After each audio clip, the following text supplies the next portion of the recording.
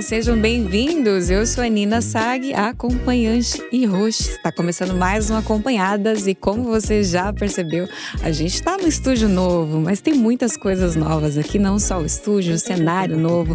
A gente tem uma estrutura de podcast novo.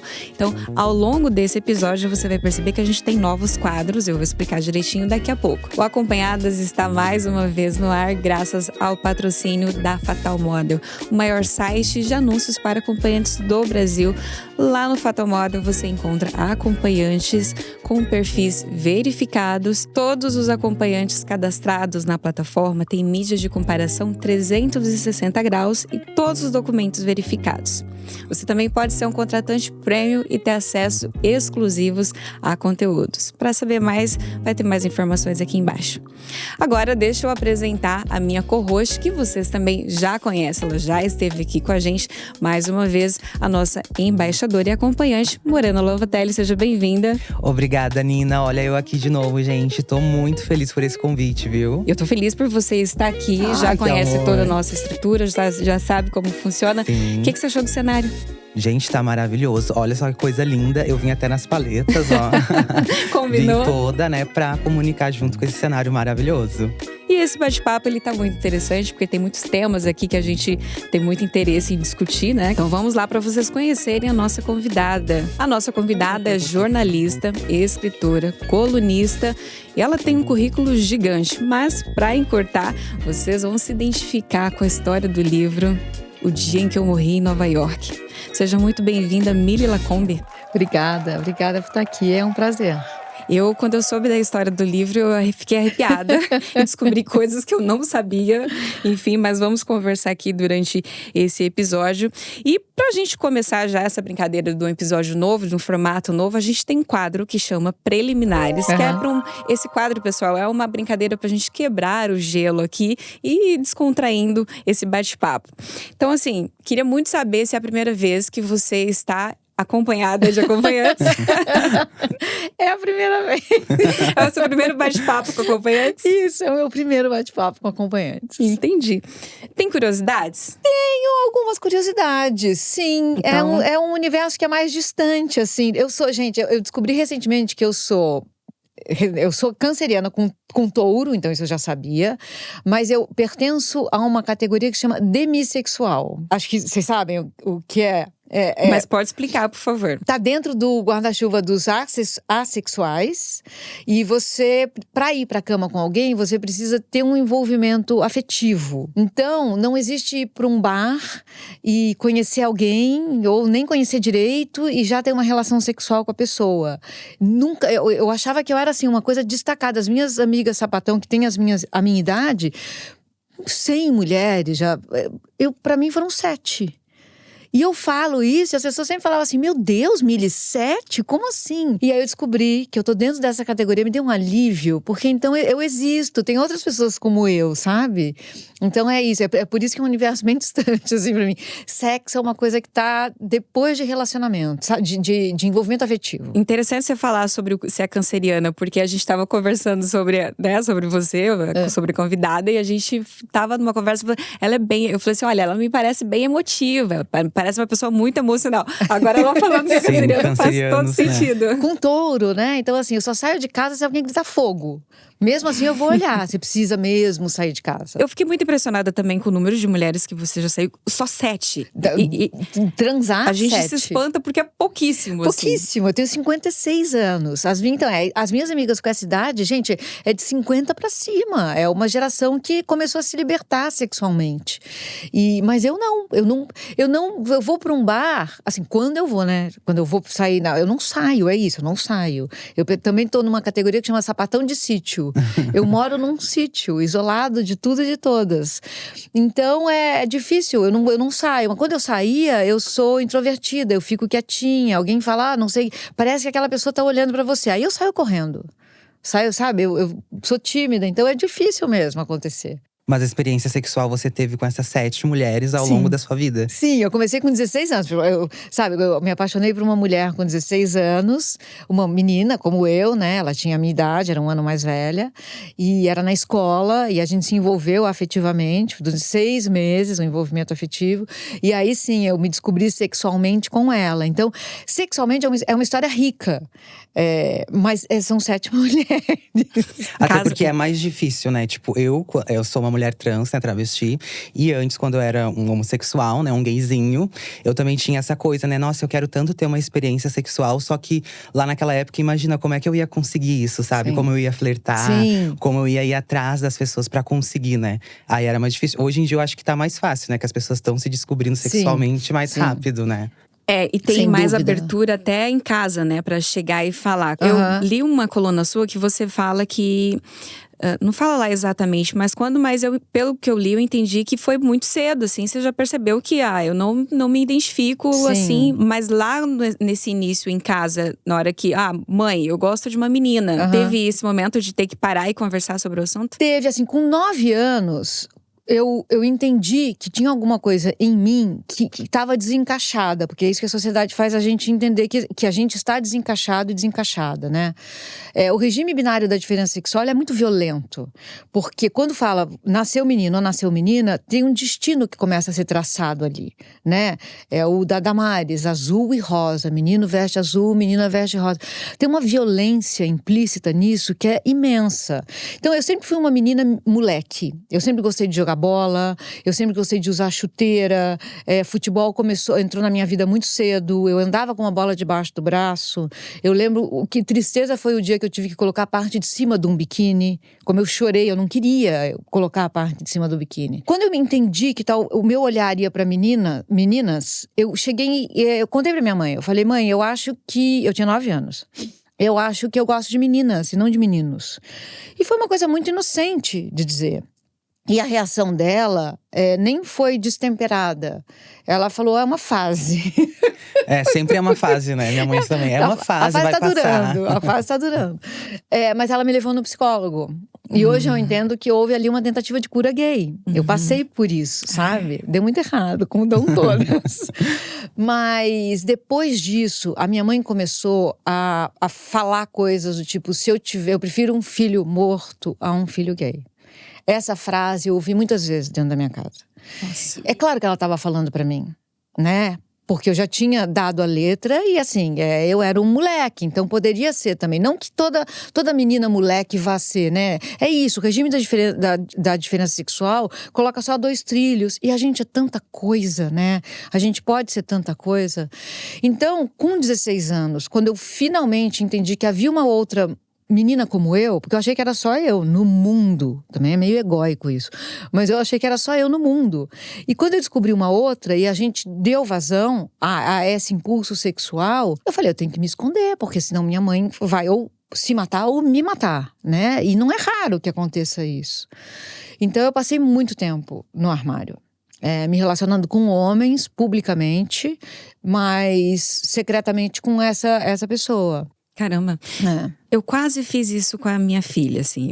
Eu tenho uma filha já adolescente. E é algo que a gente sempre deixou aberto pra ela. Que quando ela começasse a se interessar por alguém, pode ser que ela gostasse de meninas ou meninos, né? Ou não também. E quando ela falou, mãe, realmente eu tô namorando uma menina. E aí a primeira coisa que eu pensei assim, deve ser uma fase. A primeira coisa. Mas quando eu comentava isso com alguma amiga, eu sentia isso também, da pessoa falar que era uma fase. E aí eu percebi que a gente não estava respeitando o direito dela se identificar dessa forma, sabe? Sim. Eu falei, não é uma fase, eu tenho que respeitar o que ela tá dizendo agora. Mas a gente tem que respeitar essa questão de não é uma fase. Respeita, ainda que adolescente, ainda que criança, porque já tem crianças que vão se identificar, desde criança já não vão se identificar. Seu caso também, né? Eu desde criança já era pintosíssima. Acho que a minha família inteira já percebia, sabe? Mas daí tinha aquilo, né? Que a gente gente, quando é uma criança viadinha, a gente nasce, a gente quer brincar de boneca, quer dançar, quer fazer… E aí os pais vão lá, não faz isso. A gente vai se oprimindo, se oprimindo. A gente acaba entrando na adolescência, aquela pessoa tipo assim, né? Meu Deus, eu sou estranha. Ninguém no mundo é igual a mim. Meu Deus, olha o que eu penso, olha os meus pensamentos, eu não né? pertenço. Eu não pertenço aqui, porque a gente… Até hoje, não vou te mentir, às vezes eu vou num shopping, eu não vejo pessoas igual a mim, caminhando, fazendo compras. E ainda assim a gente pensa, né? Ai, meu Deus, eu sou a única aqui. Eu queria ver mais mulheres trans fazendo compras, casal de lésbica, casal de homossexuais. Mas a gente, infelizmente, não vê, né? Porque privam isso da gente na sociedade, né? Sim. A gente está encaminhando para um papo sério aqui. E aí eu já vou aproveitar para começar o nosso quadro. Finalmente vamos conversar um assunto mais sério. Por que é tão difícil a gente entender o feminismo e conseguir se identificar com essas lutas? Excelente pergunta, porque eu acho que é proposital essa confusão. Desde que os movimentos feministas começaram, eles são ridicularizados, né? Porque primeiro fizeram a gente acreditar que era sobre escolhas muito pessoais. Ter pelo debaixo. Feminismo é sobre o direito de ter pelo debaixo do braço. Feministas são peludas. E não é isso, né? O feminismo está em um processo de construção também. O feminismo que começou nos Estados Unidos, ele era branco e liberal na década de 60. Primeiro as sufragistas, pelo direito do voto. Eram lutas muito específicas, né? E nada foi dado pra gente. Então, o direito ao voto precisou ser conquistado. Depois, as feministas que queimavam sutiãs eram mulheres brancas, de classe média, que estavam tentando trabalhar fora de casa. Não havia discussão, havia, mas ela era muito pequena mas e o trabalho que a gente já faz dentro de casa, que nem é chamado trabalho, chamam de amor, né? Esses sacrifícios todos. Então, isso não ficou muito claro. Mas esse feminismo que veio daqui hoje, ele começa a ser uma coisa mais inclusiva e abrangente. Aí as mulheres negras dizem, peraí, vocês estão lutando para trabalhar dentro de casa? A vida inteira a gente trabalhou. Do que vocês estão falando? A gente trabalha fora desde sempre, né?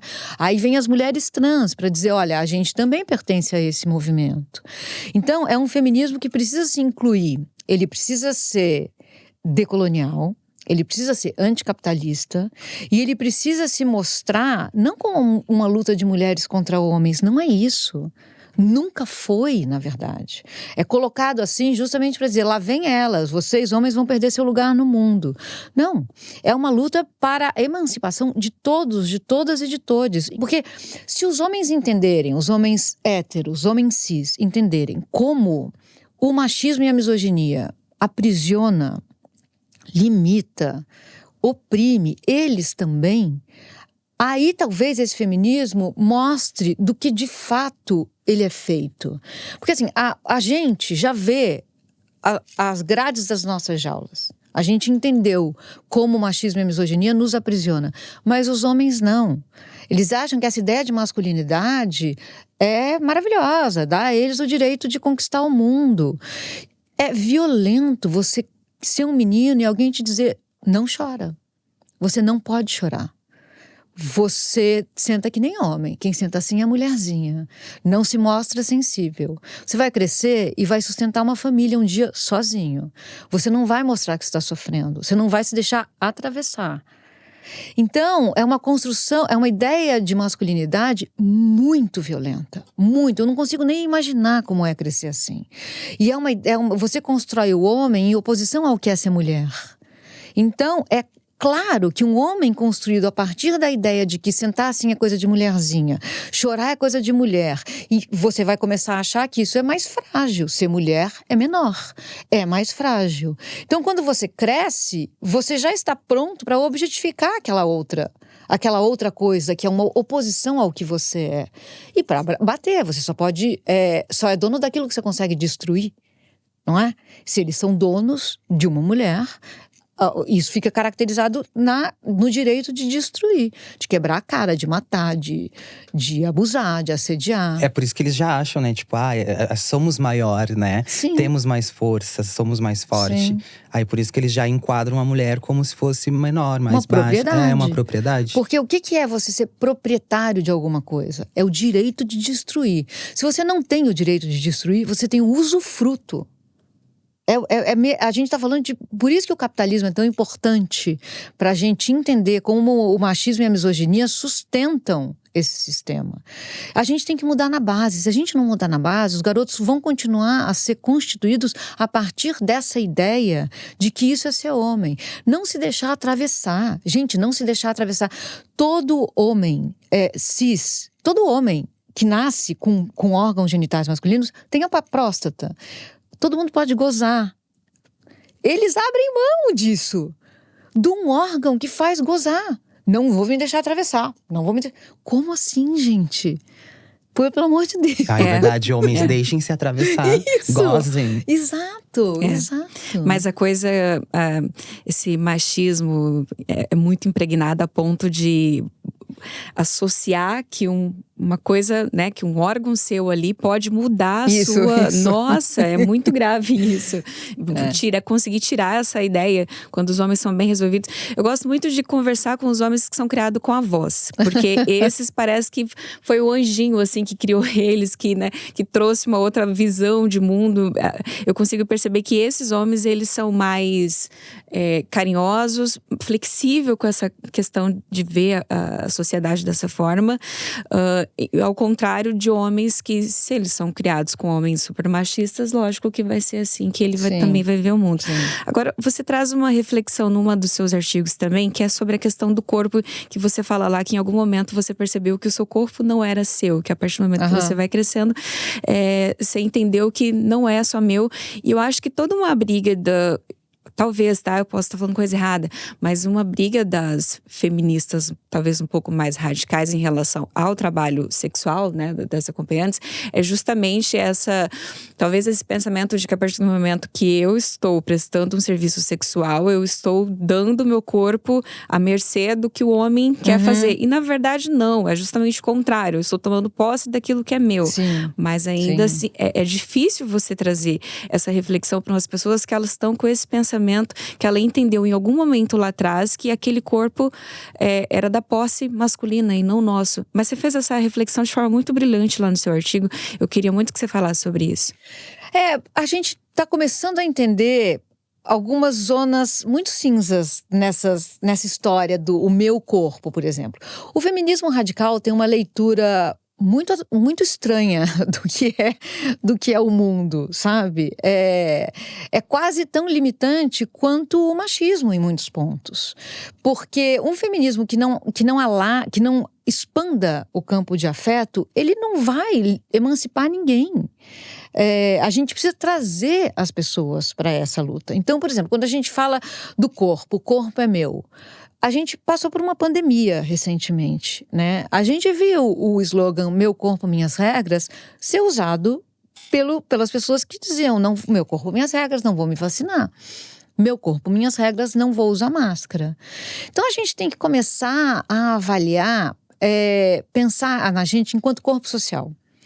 A gente, de fato, eu sou um corpo.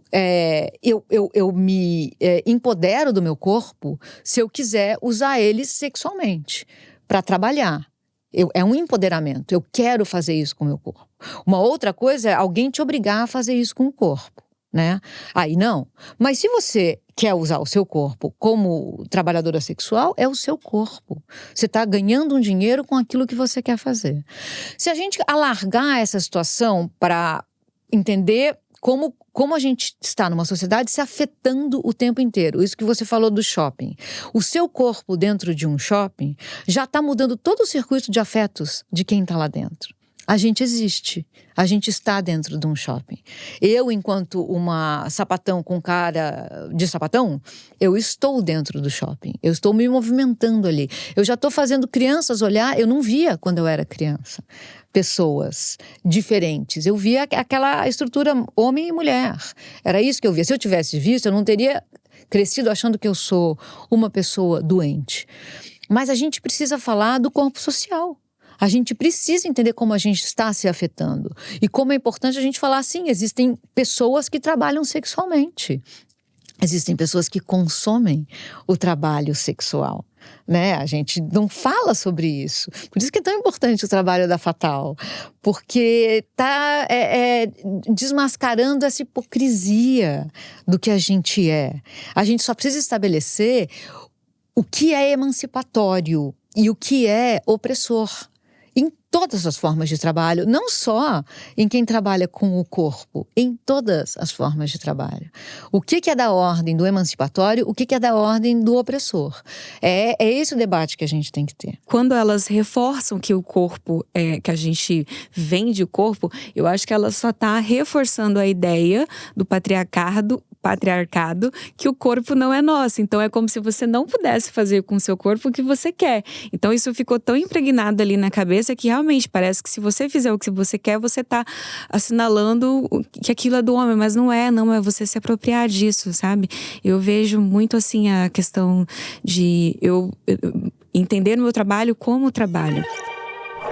Vamos falar do futebol sobre essa questão, porque você trouxe isso lá também e você também você também trabalha no futebol, né? Falando sobre o futebol, você relata lá nos seus conteúdos que você já sofreu um assédio e quem já sofreu um assédio sabe como é estar no papel dessas pessoas, dessas moças, dessas mulheres que passaram por isso com pessoas ali que estão na sociedade que não vão assumir de jeito nenhum. Que caminho que a gente consegue ir dentro do futebol para conversar sobre esses assuntos pesados, Sim. Como isso que aconteceu ali, provavelmente não foi a primeira vez, só não falavam desses casos, né? Sim. De abuso, de estupro. Sim. Você tá no futebol há bastante tempo. Lá atrás, você já escutou alguma história nesse sentido, do que saiu na mídia recentemente? Não. Nesses últimos anos, aliás? Não se falava sobre isso. É como se fosse parte do jogo. Se você vive num mundo que socializa meninos e meninas de uma maneira tão diferente, o capital simbólico de um menino vem: pegue quantas mulheres você conseguir pegar. É isso que vai te tornar um homem. Pega do jeito que for. Para a mulher, dizem: seja bela, recatada e do lar. Não saia por aí transando com todo mundo. Aliás, guarde-se para depois do casamento. Quando essas pessoas se encontram na vida adulta, o homem acha que ele tem direito de fazer o que ele... São coisas muito diferentes. O que é uma noite de farra para um homem é a morte pra gente. Muitas vezes é assim. Então, eu acho que a gente precisa primeiro trabalhar educativamente, explicar para esses caras como é violento, com eles e com a gente. Porque a gente morre, né? A gente que é aquela velha história assim: qual é o seu maior medo num primeiro encontro? Uma mulher. Se você vai lá, vai sair com alguém, é morrer. Ela vai Qual falar, é o medo morrer, de um sofrer um homem? estupro. É ser ruim o encontro, dá ruim, deu ruim. Eles não entendem a diferença. A gente precisa, é por isso que é educativo. A gente precisa explicar, educar mesmo. E punir. É que eu acho que a nossa sanha punitivista, assim, a gente tem isso, né? Vamos punir. O Brasil tem 800 mil corpos presos. Se punir fosse a solução, o Brasil seria um paraíso. É a terceira maior população carcerária do mundo. Só punir não basta. Prisão não pode ser depósito de gente. Precisa educar. Então, se falar assim: olha, esse jogador A, B ou C está preso e vai ficar, porque ele cometeu um estupro, vai ficar preso 30 anos, mas vai sair de lá achando que ele é uma vítima do sistema. Porque todos os caras fizeram o que ele fez, só ele foi preso. Ou você prefere que ele fique preso 6 meses, mas saia de lá absolutamente reformado, entendendo todo o horror em que ele se implicou e pronto para trabalhar educativamente com outros homens. Eu quero essa segunda opção. Me dá a segunda opção. Porque é isso, a gente vai ter que fazer alianças na barriga do dragão. A gente vai ter que sair das nossas trincheiras e pegar os caras lá do outro lado. Vem lutar com a gente. Não para ajudar, mas porque é para você também. Você também está preso nesse sistema binário da diferença sexual. Eu tô sentindo muito isso, assim, que lá no futebol é o espaço confortável para eles fazer o que querem, assim.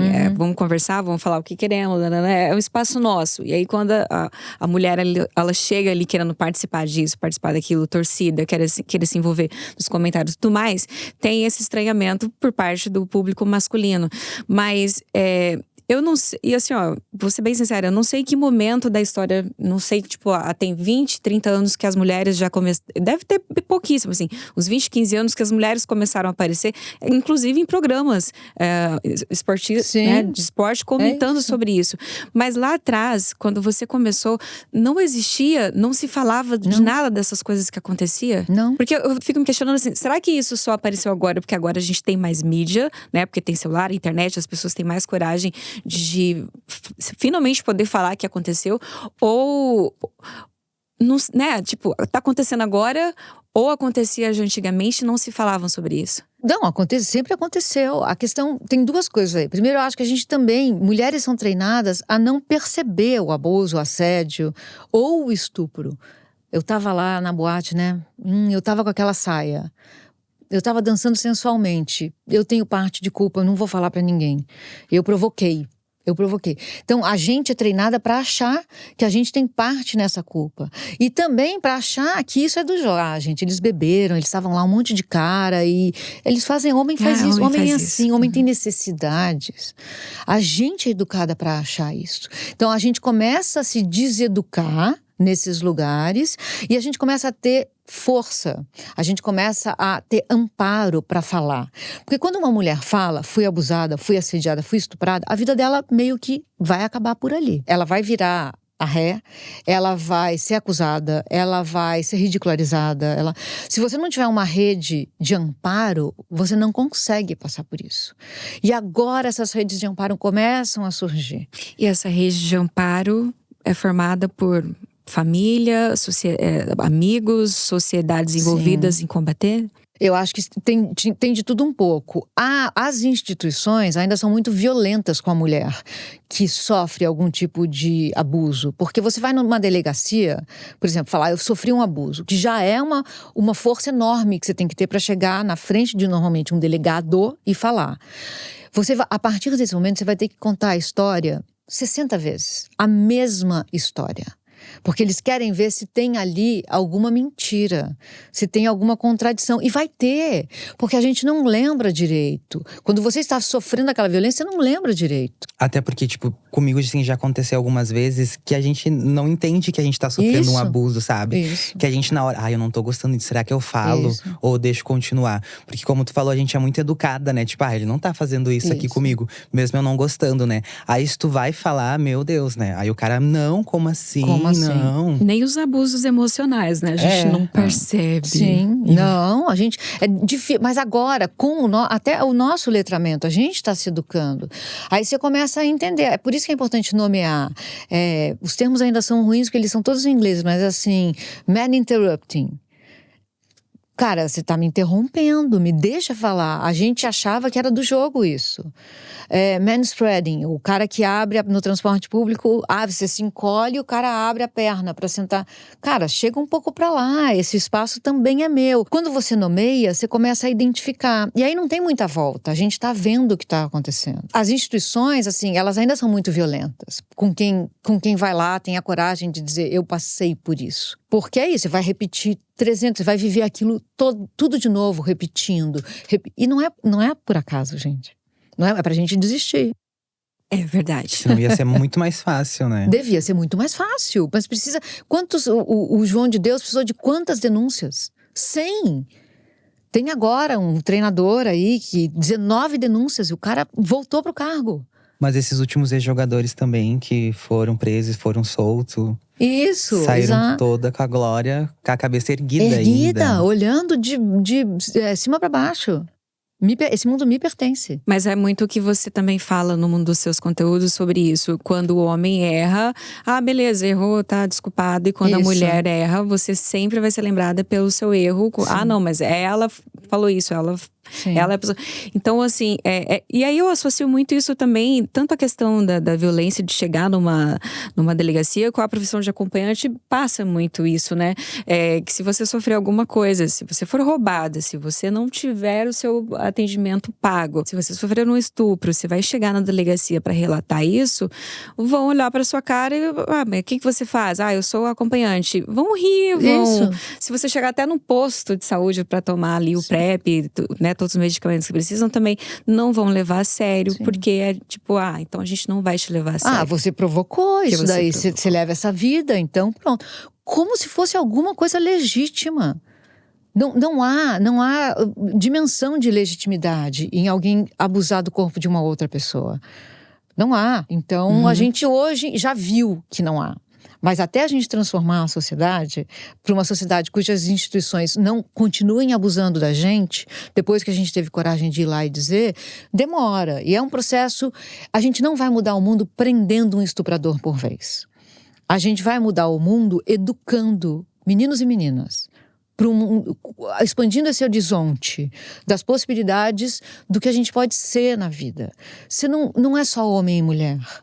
Não é, tem tanta coisa no meio disso, e tem tanta coisa que fica indo e vindo. A gente é tão rico, a gente pode ser tantas coisas. Por que limitar a condição humana? Se a gente não destruir a humanidade, se a gente não acabar com a possibilidade de vida, a gente chega lá. Quem já foi oprimido quer ser o opressor. Já ouviu isso? Sim. E esse exemplo da perna aberta, assim, eu passo muito isso no avião, porque se você estiver no meio ou num dos cantos, a primeira coisa que eles fazem é isso daqui. Isso. E enfim, aí eu dou umas cutucadas, assim, também. Eu começo a tipo, eu também vou fazer Fecha a isso. perna, Também se querida. você desconfia. E aí, só que isso vai indignando muito a gente, que é difícil você educar com amor, porque aquilo vai acumulando aquela raiva, né? E aí, Sim. quando a gente falava assim, mas a gente tem que educar, mas como que a gente educa? E eu sei que é um exercício, tá? Vou te dar o exemplo das acompanhantes. Quando vem uma pessoa ali, um cara, faz uma abordagem muito escrota, se eu estiver num dia assim, plena, né, feito meditação, eu vou falar pra ele, querido, não fala assim, tá? Não é dessa forma que você começa uma conversa, não faça isso com outras acompanhantes e tudo mais.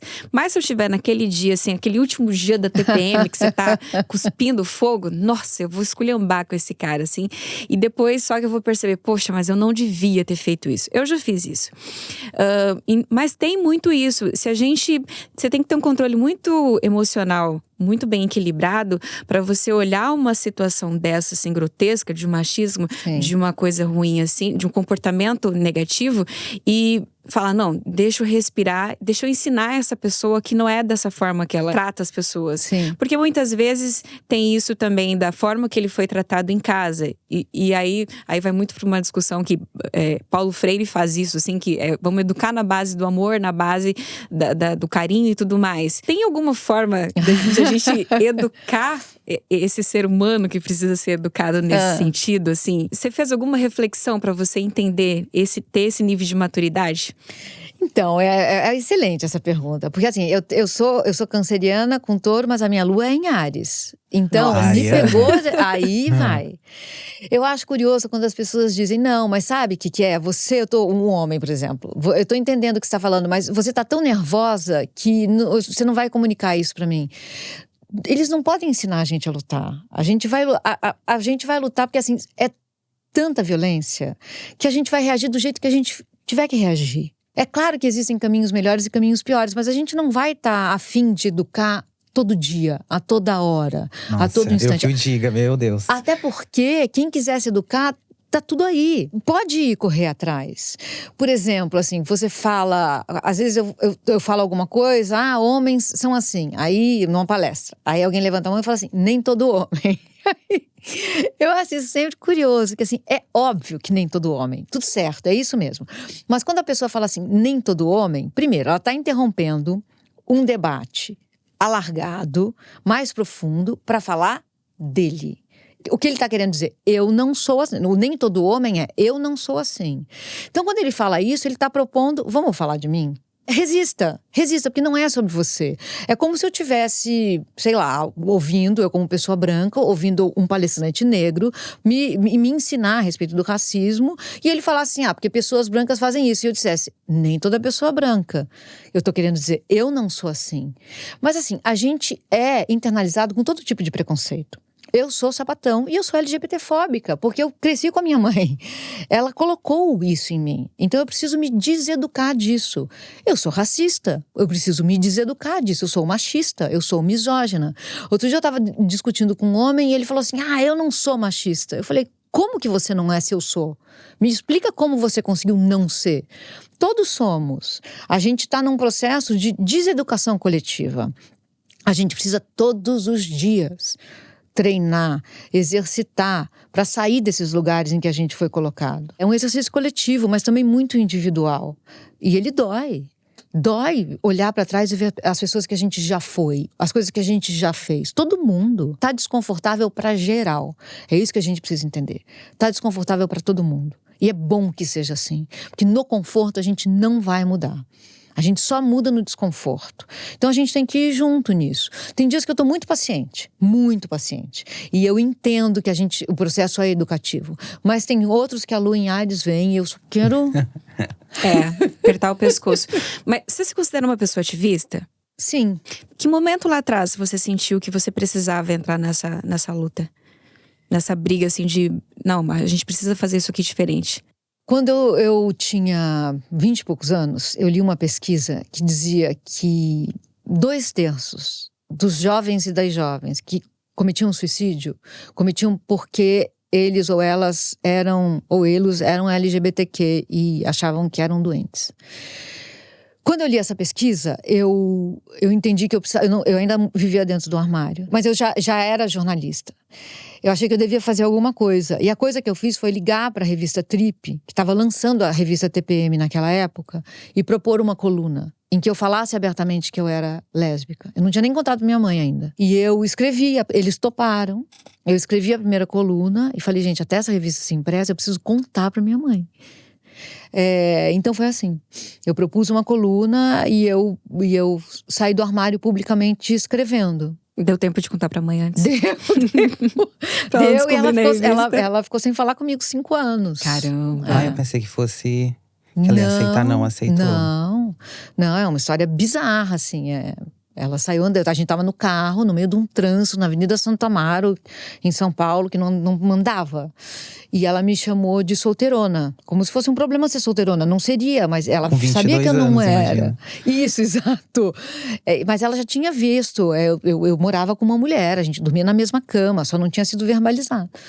E eu falei assim: se ela me chamar de solteirona de novo, eu vou falar. Era a chance, a vida estava me dando a chance, né? A revista ia sair dali a 15 dias. E ela falou de novo, eu falei: mãe, eu não sou solteirona, eu sou lésbica. Eu falei: eu sou gay, porque naquela época lésbica também era uma palavra que não era de fácil. Era pesada. Eu falei: eu sou gay. E ela saiu andando no meio do trânsito. Me deixou lá, eu tava dirigindo e ela saiu andando. E depois não falou mais com você? 5 anos. Caramba. Seu pai, você conta em algum momento, nos seus conteúdos também, que seu pai faleceu antes de você. Sim. Também. Foi antes de contar pra sua mãe, Foi. né? E como que você acha que teria sido a reação dele? Porque você comenta que você saía com as suas namoradas junto com o seu pai. Sim, eu acho que ele teria falado: ai, graças a Deus, eu já sabia. Porque tem um pai de uma amiga minha, quando ela contou, ele falou: ai, minha filha, tô tão aliviado, eu não tenho que conviver com outro homem nessa casa. Então, eu acho que eu quero acreditar que ele sempre soube e que ele ia levar muito numa boa. Uhum. Você conta também que seu pai te levava pra jogar bola, né? Que já desde sempre tinha isso. Ele me criou como uma criança não binária. Hoje eu entendo olha isso. Só, que interessante. E olha que curioso, meu pai era um homem conservador, de direita, que chamava o golpe de 64 de revolução, que era amigo dos militares, frequentava Brasília. Então ele era todo errado desse lado político. Mas também tem a política de você criar uma criança. E eu fui a filha mais velha. E ele me criou não binariamente. Ele me incentivava a jogar bola, ele que me levou pro estádio, ele que me dava roupa de time, ele que me fazia torcer. Quando eu ia jogar, ele ia ver muito orgulhoso eu jogar bola. Nunca eu descobri que havia preconceito no mundo, esse preconceito do regime da diferença sexual, quando eu estava jogando bola no colégio e as professoras foram me tirar do jogo falando: menina não joga bola, menina brinca de boneca. E me colocaram numa sala escura. Estava sendo comemorado o aniversário de uma boneca. Então, estava todo mundo fingindo que comia e fingindo que bebia. Aquilo para mim foi de uma violência, um chazinho assim. Eu sentei num canto e comecei a chorar. E eu falei, eu não vou mais poder jogar bola. Para mim, a vida acabou ali, naquele instante. E a minha mãe, quando eu contei para ela o que tinha acontecido, ela detestava que eu jogasse bola, ela detestava que meu pai me criava não binariamente. Mas ela foi no colégio e falou, minha filha vai jogar bola a hora que ela quiser. E se alguém de novo falar para ela brincar de boneca, eu vou, sei lá, minha mãe era meio maluca. Eu vou acabar com esse colégio. E aí eu voltei a jogar bola. Mas eu já estava para sempre alterada, porque eu já tinha sido apresentada ao preconceito. Então, nunca mais a vida foi igual. Caramba. Esses momentos que você teve com o seu pai ali, mesmo você sabendo que ele, beleza, ele é de direita, mas olha a forma como que ele me criou. Norteia, saber que tem um conforto ali, de saber que… Você falou isso, que ele sabia, mas ele só não falava. Ele não verbalizava, então… Eu acho que ele estava esperando eu falar. Hoje eu entendo isso, sabe? Porque talvez ele era muito… respeitava muito o meu lugar. Respeitava muito o meu espaço. Ele nunca entrou no meu quarto sem bater na porta antes. Minha mãe chutava a porta para entrar no quarto. E ele perguntava, posso entrar? Ele sempre foi um homem muito reservado. Ao mesmo tempo, muito físico, muito carinhoso. A gente se abraçava muito. Eu coçava as costas dele, ele coçava as minhas costas. A gente era as duas pessoas na casa que tinha essa mania de coçar. Eu tenho até hoje. E eu peguei dele. Então, a gente era uma duplinha, sabe? Quando eu nasci, minha outra irmã nasceu logo depois. Então, meu pai me pegou para ir trabalhar com ele. Eu ia em coquetéis com ele. Eu lembro que eu tomava suco de tomate. Eu falava, o que eu posso tomar? Eu era pequenininha, suco de tomate. Então, eu gosto até hoje de suco de tomate por causa disso. Então, a gente era uma dupla. Mas, ao mesmo tempo, depois que eu cresci, eu entendi como ele era equivocado em tantas coisas. E é isso, a gente é tanta coisa. A gente é tanta coisa, sabe? E a gente se transforma também. Eu conheci pessoas altamente preconceituosas, assim… A doença se chama homofobia. Existe uma doença associada à homossexualidade. Ela se chama homofobia. Minha mãe foi curada, por exemplo. Então eu sei que as pessoas se curam disso. Bom, agora a gente tem um quadro aqui que chama Inversão de Papéis. Como acompanhantes, a gente já fez bastante, né, Mariana? Muito, nossa, eu que diga, gente. Bom, calma, que essa inversão de papéis, ela é uma brincadeira aqui onde a gente vai inverter, a gente vai dar espaço para nossa convidada Pramila fazer perguntas pra gente, caso ela tenha curiosidade sobre o assunto. Mas antes disso, eu vou aproveitar para falar da nossa patrocinadora. Lá na Fatal Moda, a gente tem um negócio que chama Indique e Ganhe, que é muito legal. Que se você indicar alguma amiga, amigo que queira cadastrar na plataforma, vocês podem ser beneficiados. Você manda o seu link, vai ter um código ali, ela se cadastra e se ela contratar algum dos planos de destaques, você também ganha alguns mimos depois disso. Também já conseguiu indicar alguém? Já indiquei, gente. Inclusive, vão lá acessar a plataforma, hein? Aproveita, a gente sempre tem alguma amiga que a gente acaba indicando, então já aproveita, manda o seu link, que esse link tem um código e é por ele que ela vai se cadastrar. Ela contratando esse plano, você também ganha presente, tá bem? Agora, voltando aqui para essa inversão de papéis, eu e a Morena vamos te ceder um espaço para vocês. Se você tiver curiosidade, fica à vontade, por favor. A primeira pergunta é muito demissexual. Vocês já se apaixonaram num encontro? Essa é ótima. Então, eu não, porque quando eu comecei a trabalhar como acompanhante, eu já tinha um relacionamento, né? Então, o meu coraçãozinho já tinha dono. Entendi. Então, eu já deixava bem claro pros meus clientes. Mas eles se apaixonarem por mim tipo, de ir em casa, de mandar carta, mandar flores e tudo pra tirar essa ideia de agora eu te quero como mulher, não te quero mais como profissional, sabe? Ô, Morena, e como lida com isso? Como assim? Com alguém apaixonado. Então, eu adoro isso, porque pra mim é como se fosse fãs mesmo, sabe? Quando o cliente, ele vicia tanto no meu atendimento, na minha conversa, que ele acaba me idolatrando, sabe? Então, acaba fazendo essas coisas. Mas eu sempre deixo bem claro pra não passar muito do ponto, sabe? Entendi. E daí, dá pra perceber que fica uma coisa muito desesperada do cliente a me querer a todo momento. Entendi. Eu sempre deixo claro que tu, ali no meu atendimento, vai me contratar e tu vai ter, né, ali a parte sexual.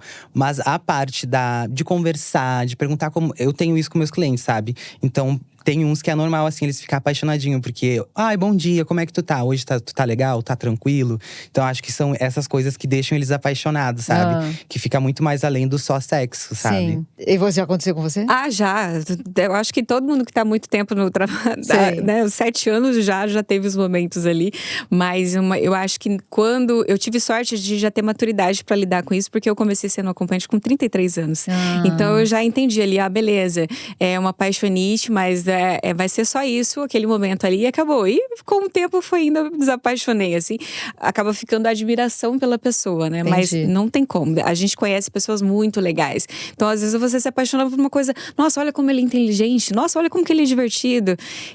Mas eu mantenho o pezinho no chão. Eu tenho mais perguntas. Vocês têm clientes homens trans e mulheres? Eu tenho clientes homens cis e tenho cliente mulheres cis. Eu nunca tive um cliente homem trans ou mulher trans, mas eu gostaria muito, muito mesmo. Eu já atendi virtualmente homem trans e presencialmente casal, daí o homem cis e a mulher trans. Mas daí foi só, tipo, uma coisa dela ficar olhando, entendeu? Assim, se misturar mesmo com 2 corpos trans, não, nunca fiz. Eu já contratei uma acompanhante mulher trans para fazer um atendimento com um cliente. Isso já deve ser uma experiência legal também. É engraçado isso, porque a gente sempre leva a contratação para os homens, mas as mulheres também podem contratar. E muitas vezes uma mulher, ela quer ter uma experiência com outra mulher e às vezes ela não percebe que ela pode contratar para ter isso. Todas as mulheres que eu atendi foi nessa pegada, assim, elas vieram, eu queria muito ter uma experiência com outra mulher. Posso fazer mais uma?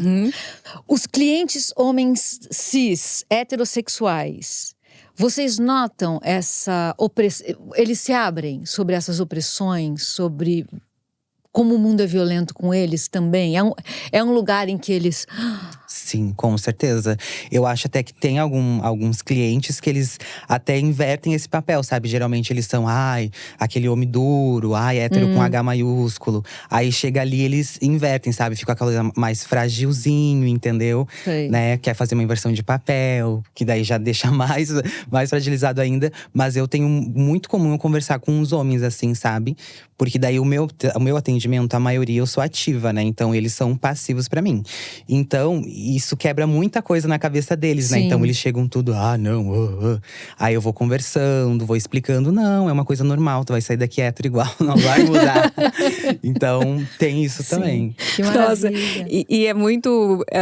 uma coisa assim, eles são muito sensíveis. Eu perdi o meu medo de homem, aquele medo do que a gente vive de ser abusada, dele falar mais alto. Eu perdi o meu medo de homem quando eu passei a ser acompanhante. Porque eu percebi como que eles são sensíveis. E eles confiam na pessoa que você é. Por você ser uma profissional, ele se sente num lugar de conforto, assim, de ele poder se abrir. Então, muitos se abrem muito, assim, né? De falar, não, eu tenho vontade de fazer isso, eu tenho vontade de fazer aquilo. E eu passei a ver os homens como, cara, os homens são muito sensíveis. Muito mais do que a gente imagina. Muito mais que a gente, viu? É verdade. Porque daí a gente tá ali em 4 paredes, daí eles começam a falar, né? Eu tenho vontade disso, tenho vontade daquilo outro lá. E aí tu fica pensando assim, nossa, e por que na sociedade tu veste, né, uma coisa de… homem bruto, eu sou macho. Macho são educados alfa. pra fazer isso. Pois é. Isso é que é curioso, porque o grupo de pessoas com quem eu me dou melhor na vida são homens cis hétero.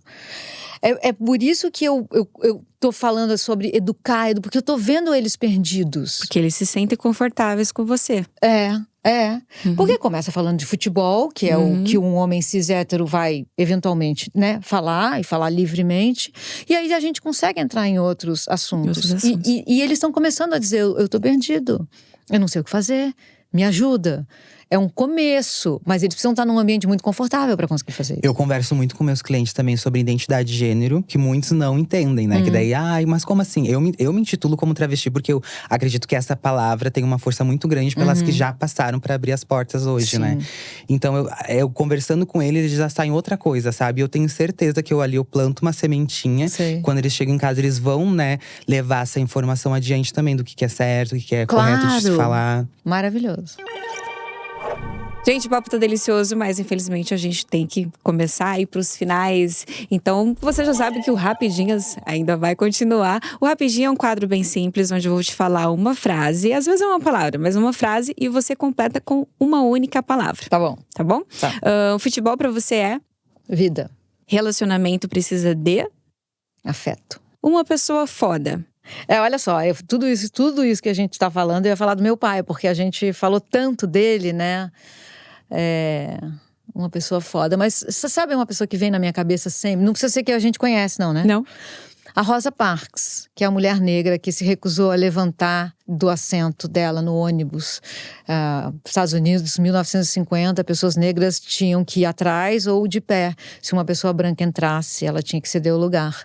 E a Rosa Parks falou, não, eu não vou levantar. E ela deu início a um movimento civil, né? Uma luta civil imensa.